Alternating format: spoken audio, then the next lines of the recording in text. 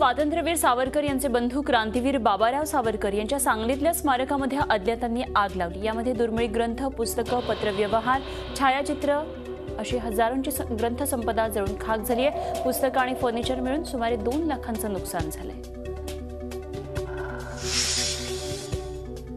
विक्रोळीत police भरतीवेळी एका परीक्षार्थीचा उन्हात धावताना मृत्यू झालाय। अंबादास सोनावणे असं त्याचं नाव आहे आणि धक्कादायक बाब म्हणजे पोलीस भरतीसाठी मोठ्या प्रमाणावर राज्यभरातून परीक्षार्थी आले होते।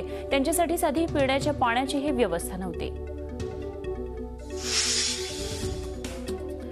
पाण्याच्या वादातून पोलीस स्टेशनमध्ये चौकशीसाठी बोलावण्यात आलेल्या एका वयोवृद्ध व्यक्तीचा मृत्यू झाल्याची घटना सीबीडी पोलीस स्टेशनमध्ये घडली आहे। पोलीस स्टेशनमध्ये तक्रारदार यांच्यामध्ये बाचाबाची झाली आणि अन्सारी बेशुद्ध पडले। त्यांना तत्काळ रुग्णालयामध्ये नेण्यात आलं, पण त्यांना डॉक्टरांनी मृत घोषित केलं। 17 जून नंतर ठाण्यातल्या क्लस्टर डेव्हलपमेंटचा मार्ग मोकळा झाला। त्याचबरोबर आता कल्याण डोंबिवली महानगरपालिका परिसरातही क्लस्टर डेव्हलपमेंट योजना लागू होण्याची शक्यता आहे।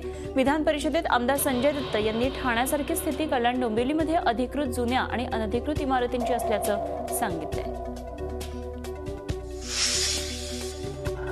फेसबुकवरील वादग्रस्त पोस्टरनंतर त्याचे अनेक ठिकाणी पडसाद उमटले आणि बंद पाळण्यात आले। आणि याच पार्श्वभूमीवर बारामतीकरांनी एक पाऊल पुढे टाकत यापुढे अशा घटनांसाठी बंद पाळायचाच नाही असा धोरणात्मक निर्णय घेतलाय।